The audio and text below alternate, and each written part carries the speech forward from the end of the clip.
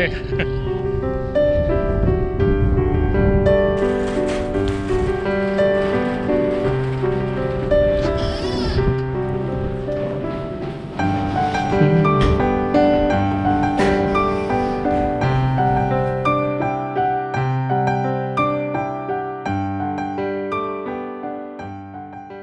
good evening, guys.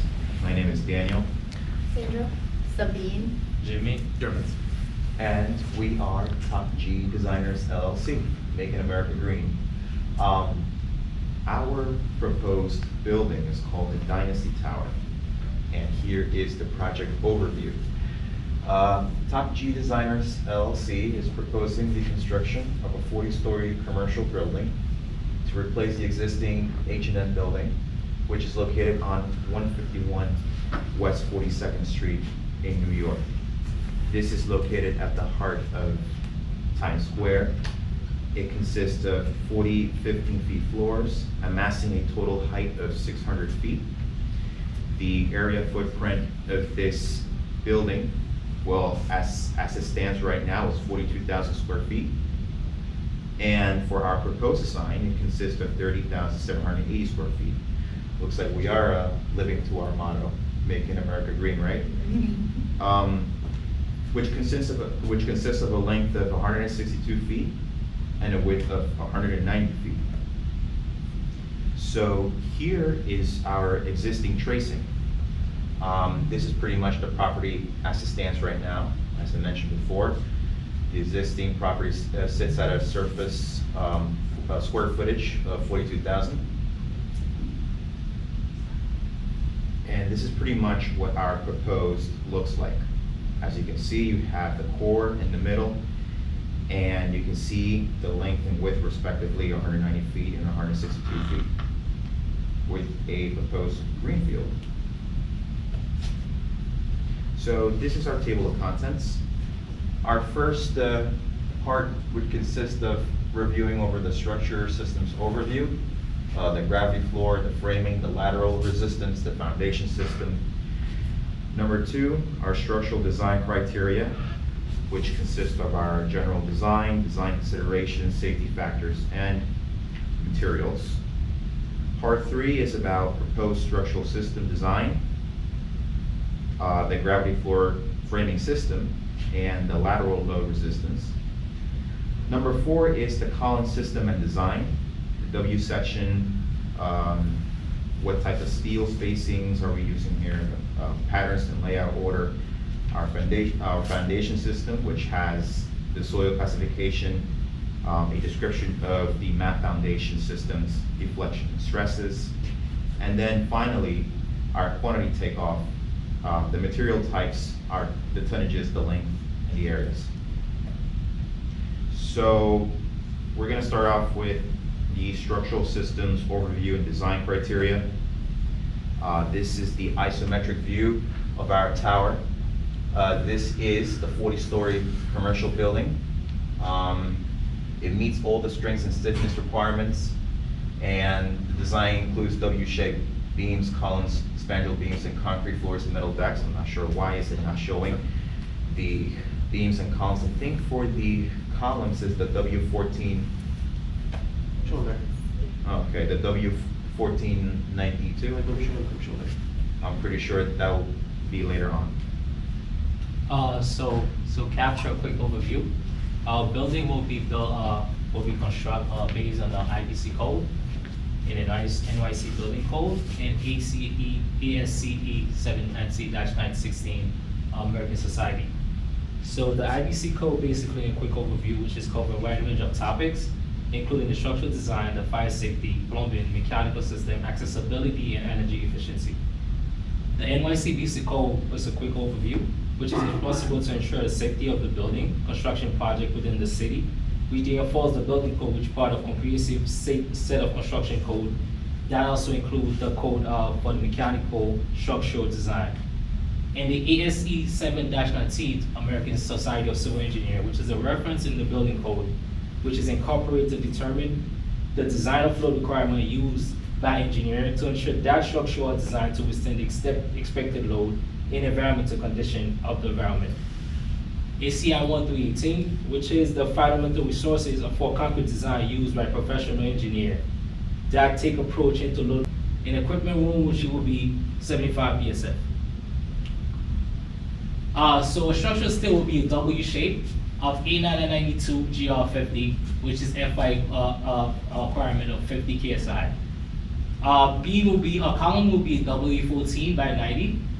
Our beams will be W18 by 46. In a metal deck from A92 FY50, which will be a lateral bracing of FY 50 KSI. An anchor bolt will be using to place on metal deck based on our F1662 with a hydrogen bolting based on ASTM A325 or A490. Our concrete will be a shear wall from 5,000 PSI to 99,000 PSI, which is we'll have a different shear walls on each level or story level of our building. A slab of metal deck, which will be 4,000 PSI of lightweight concrete. And our foundation mat footing will compose of 9,000 PSI of concrete. Our metal deck thickness will be 3 inches thick and with a gauge of 1820. Our gravity flow framing system, which is a wide range of frame members, which is going to be used on this on our floor, which is W18 by 60 and W18 by 50, W18 by 46, which is a composite slab on other individual floor, which is 3.75 thickness inches and 6,000 PSI concrete. And this is our gravity flowing plan. So yeah, well, as Jimmy said also, that is gonna be our metal deck that we use. Well, it's gonna be a 3.75 thickness. Based on the design that ETABS gave us, we're gonna be using a whole member, so W18 times 60, 50, and 46. Next slide. All right. So this is the moment and shear diagram under this load combination, 1.2 dead load plus 1.6 leg load. As you guys can see, we have some good distribution of the load in each part of the beams in terms of moment. And as for the shear, we have some pretty good diagrams here. But we're gonna do the next test on this particular beam right here. So for this beam right here, we did the test. We got our shear force diagram, moment, and deflection. And as for the ETA saying, we have passed at each one of the tests. So this will tell us that it's working fine, it's stable. And it will definitely withstand dead load and dead load. All right, and as for the core, our core wall, we have for the first 10 wall, but for the first 10 stories, we are using 24 inches thickness with a concrete strength of 9 KSI. For the next 10, which is from the story 11 to 20, we're using a 22 inches thickness and a concrete strength of 8,000 PSI. And for the next one, we'll be using a 20 inches thickness wall with a 7,000 PSI force. And for the last 10, for first and 40th floor, we're using 18 inches thickness and 6,000 PSI. So we added a W2494 lateral bracing system. We added this particularly in, if I'm not mistaken, in floor 20 to 21. Floor 20 to 21. This is where we place it. And the reason why we do this is that we, before our test, I don't have diagrams of that, but before that, our deflection was going above 18, which is not acceptable under NYC codes. So what we did, we added the bracing in order for us to help on the deflection. There's a deflection happening in the y-axis, and with a number of 13.9 inches of displacement. So this is right. Now for the second deflection axis, we have a number of 3.25 inches of deflection.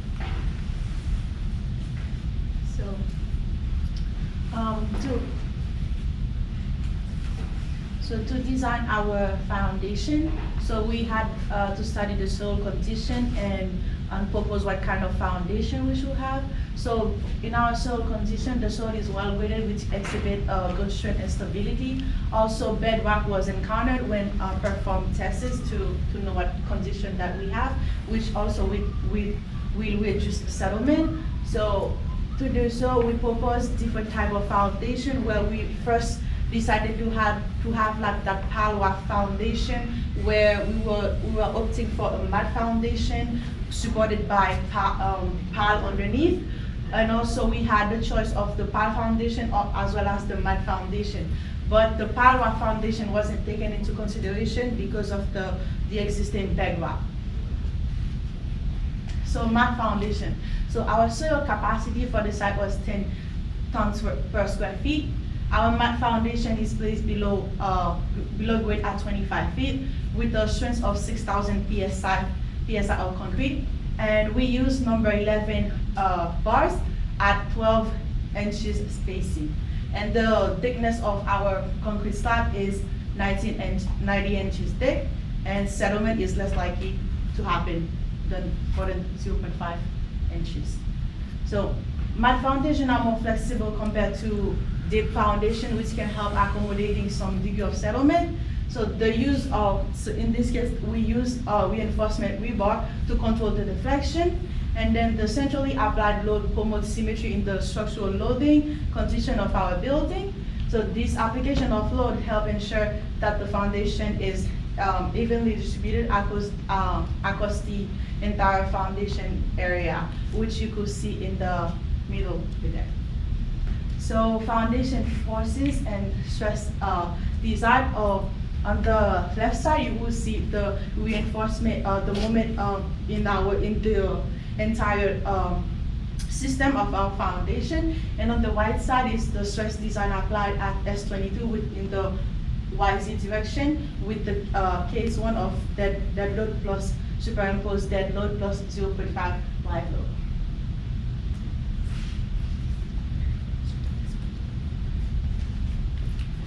Now we have the quantity takeoff. We got this data from the ETABS, and we like to summarize it. And right here we have the total weight of in a column. The total weight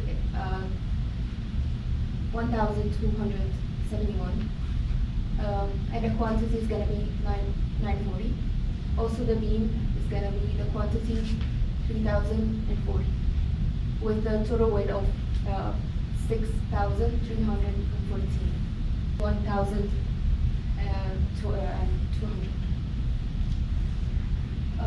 Also, the volume are gonna be. We have calculated the volume, which is 80,154, and the volume over